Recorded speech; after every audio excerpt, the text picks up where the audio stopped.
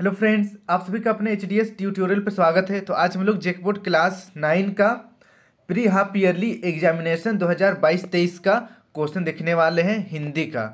यहाँ पर पीडीएफ थोड़ा सा क्लियर नहीं है, बट मैं आप लोगों को पढ़कर सुनाऊंगा। क्वेश्चन आप लोग देखे रहिए, जब एग्जाम होगा तो सेम क्वेश्चन आएगा। जिनका एग्जाम हो चुका है उनका दोबारा नहीं होगा, लेकिन जिनका एग्जाम नहीं हुआ है pre half yearly examination 2022-23 class 9 का, उनका सेम यही क्वेश्चन रहने वाला है।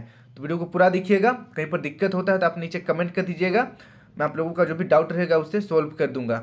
यहाँ पर आप देख सकते हैं फुल मार्क्स 40 का है, और आप लोगों का फाइनल एग्जाम भी कुछ इसी प्रकार से होगा। सेम इसी प्रकार से क्वेश्चन आएगा। अभी भी काफ़ी लोग पूछते हैं कि सब्जेक्टिव ऑब्जेक्टिव दोनों आएगा क्या क्लास 9 में। तो मैं आप लोगों को बता दूं, क्लास 9 में सिर्फ और सिर्फ ऑब्जेक्टिव क्वेश्चन पूछा जाएगा।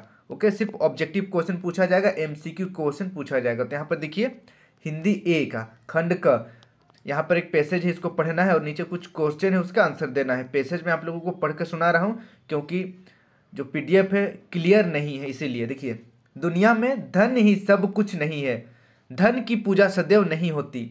इतिहास भी साक्षी है कि उन व्यक्तियों की कृति अक्षय है जिन्होंने केवल धनोपार्जन में ही अपना जीवन नहीं बिताया, वरन ऐसे कार्य भी किए जिनसे मानव समाज का कल्याण हुआ। जिन लोगों का उद्देश्य केवल धन अर्जन करना रहा है, उनकी प्रतिष्ठा अस्थायी नहीं रही। पूजा उन्हीं की हुई है जिन्होंने धन को ही सब कुछ समझा। आई थिंक यहाँ पर प्रिंटिंग में कहीं पर मिस्टेक हुआ होगा, या जो भी है, हम लोग आगे बढ़ते हैं। किसी ने उन्हें जाना तक नहीं, वे कौन थे, कहाँ गए। मानव समाज स्वार्थ की पूजा नहीं करता। ये आपका पैसेज कंप्लीट हो गया है। अब देखिए पहला क्वेश्चन है, किसकी पूजा सदैव नहीं होती है। पहला ऑप्शन है जमीन की, दूसरा धन की, तीसरा मकान की, चौथा पद की। तो इसका सही आंसर हो जाएगा ऑप्शन नंबर दूसरा, धन की सदैव पूजा नहीं होती। फिर देखिए नेक्स्ट सेकेंड क्वेश्चन, उनकी कीर्ति अक्षय है जिन्होंने, पहला ऑप्शन है धनोपार्जन किया, दूसरा ऑप्शन है केवल ग्रंथ लिखे, तीसरा मानव समाज का कल्याण किया, चौथा अनेक चुनाव जीते। तो इसका सही आंसर हो जाएगा ऑप्शन नंबर तीसरा, मानव समाज का कल्याण किया, उनकी कृति अक्षय है। फिर देखिए नेक्स्ट थ्री नंबर का क्वेश्चन है, उनकी प्रतिष्ठा अस्थायी नहीं रही जिन्होंने, पहला ऑप्शन है धन बटोरा, दूसरा ऑप्शन है बड़े बड़े पद प्राप्त किए, तीसरा ऑप्शन है जमीन खरीदी, चौथा ऑप्शन है अनेक युद्ध जीते। तो इसका सही आंसर हो जाएगा ऑप्शन नंबर पहला, जिन्होंने धन बटोरा, उनकी प्रतिष्ठा अस्थायी नहीं रही। फिर देखिए नेक्स्ट 4 नंबर, पूजा उन्हीं की गई है जिन्होंने, पहला ऑप्शन है रक्तदान दिया, दूसरा विद्वानों का सम्मान किया, तीसरा मानव समाज की भलाई की, चौथा श्रेष्ठ साहित्य की रचना की। तो इसका सही आंसर हो जाएगा ऑप्शन नंबर तीसरा, मानव समाज की भलाई की, उनकी पूजा की जाती है। फिर देखिए नेक्स्ट 5 नंबर, मानव समाज किसकी उपासना नहीं करता, पहला ऑप्शन है धन की, दूसरा ज्ञान की, तीसरा वैभव की, चौथा स्वार्थ की। तो इसका सही आंसर होगा ऑप्शन नंबर चौथा, मानव समाज स्वार्थ की उपासना नहीं करता। फिर देखिए नेक्स्ट अगला सेकेंड क्वेश्चन है, यहाँ पर निम्नलिखित पद्यांश को ध्यानपूर्वक पढ़कर सही विकल्प का चयन करें। यहाँ पर एक कविता का टुकड़ा दिया हुआ है, इसको पढ़ना है और नीचे कुछ क्वेश्चन उसका आंसर देना है। तो चलिए मैं एक बार यहाँ पर जो कविता है उससे पढ़ दूँ। मैं जब अकेला होता हूँ, मुझे मेरी माँ का प्यार याद आता है, सोचकर वक्त के उस दौर को मेरा रोम रोम हर्षित हो जाता है। याद आता है जब माँ मुझे गोद में बिठाया करती थी, नाज नखरों को भी वो मेरे तब हंस हंस के उठाया करती थी। बेटा मेरा शेर बनेगा कहती हुई वह मुझे दूध पिलाया करती थी। याद आता है जब कभी मैं डरता था, ममता भरे आंचल में वो मुझे छुपाया करती थी। ये कविता है। नीचे कुछ क्वेश्चन है, देखिए पहला क्वेश्चन यहाँ पर 6 नंबर, कवि को अकेले में किसकी याद आती है, पहला ऑप्शन है माँ की, दूसरा पिता की, तीसरा भाई की, चौथा बहन की। तो इसका सही आंसर हो जाएगा ऑप्शन नंबर पहला, माँ की। अब बढ़ते हैं नेक्स्ट 7 नंबर की ओर। 7 नंबर का क्वेश्चन देखिए, नाज नखरे उठाना मुहावरे का अर्थ है, पहला ऑप्शन है प्रेम करना, दूसरा हर तरह की इच्छा पूरी करना, तीसरा शरारती करना, चौथा नाजुक बनना। तो देखिए पीडीएफ थोड़ा सा क्लियर नहीं है, इसलिए आप लोगों को आई होप क्लियर नहीं दिख रहा होगा, बट थोड़ा सा मैनेज कीजिए। सेम क्वेश्चन आने वाला है अगर आप लोगों का हाफ ईयरली एग्जामिनेशन नहीं हुआ है क्लास 9 का, तो इसलिए कम से कम मैं जो बोल रहा हूँ उसे सुनिए, याद रखिए। देखिए तो इसका सही आंसर हो जाएगा ऑप्शन नंबर दूसरा, हर तरह की इच्छा पूरी करना, इसका अर्थ होता है नाज नखरे उठाना का। ओके, नाज नखरे उठाना का अर्थ होता है हर तरह की इच्छा पूरी करना। फिर देखिए नेक्स्ट 8 नंबर, दूध पिलाते समय माँ कवि को क्या कहती थी? पहला ऑप्शन है जल्दी जल्दी दूध पियो, दूसरा दूध पियो नहीं तो कमजोर हो जाओगे, तीसरा मेरा बेटा शेर बनेगा, चौथा मेरा बेटा अफसर बनेगा। तो इसका सही आंसर हो जाएगा ऑप्शन नंबर तीसरा, मेरा बेटा शेर बनेगा। फिर देखिए नेक्स्ट 9 नंबर, कवि के डर जाने पर माँ क्या करती थी? पहला ऑप्शन है उसका मजाक उड़ाती थी, दूसरा अपने ममता भरे आंचल में छुपा लेती थी, तीसरा उसे डांटती थी, चौथा उसे डरपोक समझती थी। तो इसका सही आंसर होगा ऑप्शन नंबर दूसरा, अपने ममता भरे आंचल में छुपा लेती थी। फिर देखिए नेक्स्ट 10 नंबर, प्रस्तुत कविता का उचित शीर्षक दें। पहला ऑप्शन है माँ का प्यार, दूसरा माँ का आंचल, तीसरा माँ का ममता और चौथा उपरोक्त सभी। तो यहाँ पर देखिए उपरोक्त सभी सही आंसर हो जाएगा ऑप्शन नंबर तीसरा। फिर बढ़ते हैं नेक्स्ट हम लोग अगला, यहाँ पर देखिए एक पत्र है आई थिंक, नीचे दिए गए पत्र लेखन के रिक्त स्थान को सही विकल्प द्वारा भरें। यहाँ पर सही विकल्प द्वारा भरना है। चलिए हम लोग इसको पढ़ते हैं। पूज्य पिताजी, सादर चरण स्पर्श। गत सप्ताह माता जी के टाइफाइड बुखार आया था। माता जी को होगा यहाँ पर। ओके, गत सप्ताह माता जी को टाइफाइड बुखार आया था, डॉक्टर की दवाई लेने पर भी वह खालिस्तान नहीं हुई। 11 नंबर में देखिए ऑप्शन देखते हैं, दवाई लेने के बाद भी देखिए पहला ऑप्शन है चढ़ा उतरा निकला और चौथा ऑप्शन है स्वास्थ्य। तो इसका सही आंसर हो जाएगा स्वास्थ्य। ठीक है, देखिए दवाई लेने पर भी वह स्वस्थ नहीं हुई। आज 8 दिन हो गए हैं, निरंतर खालिस्तान के कारण माताजी कमज़ोर हो गई है। तो किसके कारण कमज़ोर हुई है?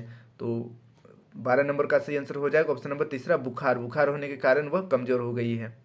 फिर देखिए नेक्स्ट अगला, तथा उनका स्वभाव भी कुछ खालिस्तान हो गया है। स्वभाव कुछ खालिस्तान हो गया है, क्या हो गया है? चिड़चिड़ा, अच्छा या अशोभनीय या निर्मल। तो यहाँ पर ऑप्शन नंबर पहला सटीक है, थोड़ा चिड़चिड़ा हो गया है, तबीयत खराब इसलिए माँ चिड़चिड़ा हो गई है। फिर देखिए यद्यपि हम अपनी ओर से माता जी की पूरी सेवा कर रहे हैं, किंतु यदि आप 2-4 दिन के लिए घर आ जाएं तो खालिस्तान रूप से माता जी को बल मिलेगा।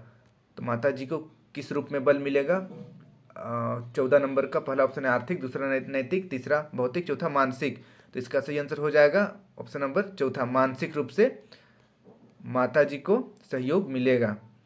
फिर देखिए नेक्स्ट यहाँ पर, जिससे उन्हें शीघ्र खालिस्तान लाभ प्राप्त हो सकेगा। यहाँ पर क्या लाभ प्राप्त हो सकेगा? 15 नंबर देखिए, धन, स्वास्थ्य, विद्या या धर्म। तो इसका सही आंसर होगा ऑप्शन नंबर दूसरा, स्वास्थ्य में लाभ मिलेगा। फिर देखिए नेक्स्ट 16 नंबर, अभिमान शब्द में उपसर्ग बताइए। तो अभिमान शब्द में उपसर्ग बताना है। पहला ऑप्शन है अधि, दूसरा अति, तीसरा अ, चौथा अभी। तो इसका सही आंसर हो जाएगा ऑप्शन नंबर चौथा, अभी। अभिमान में अभी उपसर्ग है। अब बढ़ते हैं नेक्स्ट हम लोग अगला क्वेश्चन की ओर। 17 नंबर, थोड़ा सा क्लियर नहीं दिख रहा होगा पर मैं आप लोगों को पढ़कर सुना रहा हूँ इसे। अवलोकन में कौन सा उपसर्ग का प्रयोग हुआ है? अवलोकन में कौन सा उपसर्ग का प्रयोग हुआ है? पहला ऑप्शन है अप, दूसरा अनु, तीसरा अव, चौथा अभी। तो इसका सही आंसर हो जाएगा ऑप्शन नंबर तीसरा, अव। अवलोकन में अव उपसर्ग लगा है। फिर देखिए 18 नंबर, यहाँ पर भी नहीं दिख रहा होगा बट मैं आप लोगों को पढ़कर सुना रहा हूँ। पावक शब्द में प्रयुक्त प्रत्यय बताना है। पहला ऑप्शन है अक, दूसरा आख, तीसरा आई, चौथा ती। तो इसका सही आंसर होगा ऑप्शन नंबर पहला, अक। पावक में अक प्रत्यय है। फिर देखिए नेक्स्ट 19 नंबर, भलाई में प्रयुक्त प्रत्यय। पहला ऑप्शन है ई, दूसरा आई, तीसरा लाई, चौथा भाई। तो इसका सही आंसर होगा ऑप्शन नंबर दूसरा, आई। भलाई में आई प्रत्यय है। फिर देखिए नेक्स्ट 20 नंबर, इतिहास शब्द में इक प्रत्यय लगाने से नया शब्द कौन सा बनेगा? पहला ऑप्शन है ऐतिहासिक, दूसरा ऐतिहासिक, तीसरा ऐतिहासिक, चौथा ऐतिहासिक। स्पेलिंग अलग है, ठीक है, स्पेलिंग पर ध्यान देना है। तो इसका सही आंसर हो जाएगा ऑप्शन नंबर तीसरा, ऐतिहासिक। ऑप्शन नंबर तीसरा सही हो जाएगा। फिर देखिए नेक्स्ट 21 नंबर, विशेषण के कितने भेद हैं? तो विशेषण के टोटल 4 भेद हैं। ऑप्शन नंबर पहला सही हो जाएगा। ठीक है, ऑप्शन नंबर पहला सही होगा, विशेषण के 4 भेद हैं। फिर देखिए नेक्स्ट 22 नंबर, गुणवाचक विशेषण कौन है? पहला ऑप्शन है पुराना, दूसरा 50, तीसरा 1 क्विंटल, चौथा यह मेरा घर है। तो इसका सही आंसर होगा ऑप्शन नंबर पहला, गुणवाचक विशेषण पुराना है। फिर देखिए नेक्स्ट, मास का विशेषण बताइए, मास का विशेषण क्या होगा बताना है। पहला ऑप्शन है माह, दूसरा महीना, तीसरा मासिक, चौथा इनमें सभी। तो इसका सही आंसर हो जाएगा ऑप्शन नंबर तीसरा। ठीक है, मास का विशेषण मासिक है। फिर देखिए नेक्स्ट 24 नंबर, खाली स्थान वर्षा हो रही है। पहला ऑप्शन है मूसलाधार, दूसरा आज, तीसरा उपयुक्त दोनों और चौथा इनमें से कोई नहीं। तो देखिए मूसलाधार वर्षा हो रही है ये भी सही है, और आज वर्षा हो रही है ये भी सही है। तो इसलिए ऑप्शन नंबर तीसरा सही हो जाएगा, उपयुक्त दोनों। फिर देखिए नेक्स्ट 25 नंबर, खाली स्थान बयार बह रही है। तो पहला ऑप्शन है बसंती, दूसरा ऑप्शन है धीमड़, तीसरा ऑप्शन है कमजोर, चौथा ऑप्शन है कोई नहीं। तो इसका सही आंसर होगा ऑप्शन नंबर पहला, बसंती बयार बह रही है। फिर देखिए 26 नंबर, गंगा का लिंग निर्णय करें। पहला ऑप्शन है पुल्लिंग, दूसरा स्त्रीलिंग, तीसरा उभयलिंग, चौथा कोई नहीं। तो इसका सही आंसर होगा ऑप्शन नंबर दूसरा, स्त्रीलिंग। गंगा माता है और माता स्त्रीलिंग होता है। फिर देखिए परीक्षा का लिंग निर्णय करें। पहला ऑप्शन है पुल्लिंग, दूसरा स्त्रीलिंग, तीसरा उभयलिंग, चौथा कोई नहीं। तो इसका सही आंसर होगा ऑप्शन नंबर तीसरा, उभयलिंग। फिर देखिए नेक्स्ट, संख्यावाचक विशेषण कौन है। पहला ऑप्शन है नया, दूसरा पुराना, तीसरा सौ, चौथा उपयुक्त सभी। तो इसका सही आंसर हो जाएगा ऑप्शन नंबर तीसरा। फिर देखिए नेक्स्ट 29 नंबर, निडर का विलोम शब्द क्या है। पहला ऑप्शन है डरपोक, दूसरा डरावना, तीसरा मजबूत, चौथा उपयुक्त सभी। तो यहाँ पर देखिए निडर का विलोम तो डरपोक हो जाएगा, ऑप्शन नंबर पहला सही हो जाएगा। फिर देखिए नेक्स्ट 30 नंबर, कमल का पर्यायवाची शब्द कौन नहीं है बताना है। कमल, तो कमल का सरोज, पंकज, जलज, पवन। तो यहाँ पर सही आंसर हो जाएगा ऑप्शन नंबर चौथा, पवन। कमल का पर्यायवाची नहीं है बताना है, तो पवन सही होगा आंसर। अब बढ़ते हैं नेक्स्ट अगला क्वेश्चन की ओर। अगला देखिए 31 नंबर, प्रेमचंद का मूल नाम क्या था। पहला ऑप्शन है गणपत राय, दूसरा धनपत राय, तीसरा मूल शंकर और चौथा नरेंद्र दत्त। तो इसका सही आंसर हो जाएगा ऑप्शन नंबर पहला, गणपत राय। थोड़ा आप लोगों को क्लियर नहीं दिख रहा होगा बट मैनेज कर लीजिएगा, एटलीस्ट क्वेश्चन सुने रहिए। 32 नंबर देखिए, हंस, जागरण और माधुरी किसकी रचनाएं हैं।